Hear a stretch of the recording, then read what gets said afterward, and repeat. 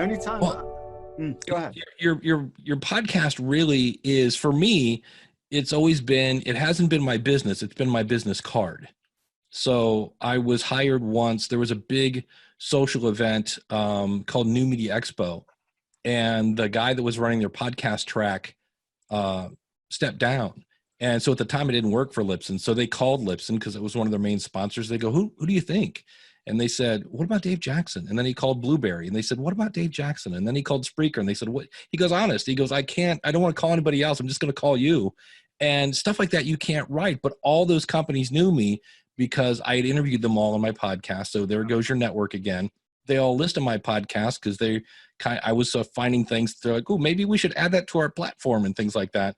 So that's the other one that's always a little hard for me is when people go, well, you're an influencer. And I'm like, well, no, it's just, it's me in a spare bedroom. And they're like, no. It's like, I have people all the time like, can I pick your brain? And it dawned on me that whole pick your brain thing is called consulting and you can charge for that. So right. Again, your podcast is kind of your business card. I think one of my favorite phone calls that a guy called me once and he was driving from like the middle of the US to one of the corners.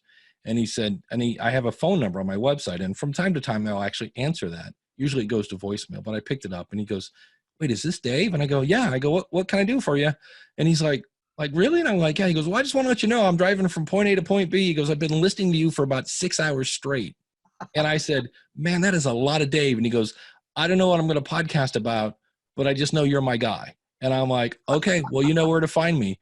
So it really is a great marketing piece. I must say that when I first sent a request to Libsyn, a tech request early on, and I got an email from you, I thought, really, is Dave Jackson just wrote that thing? Doesn't he have like, helpers or something?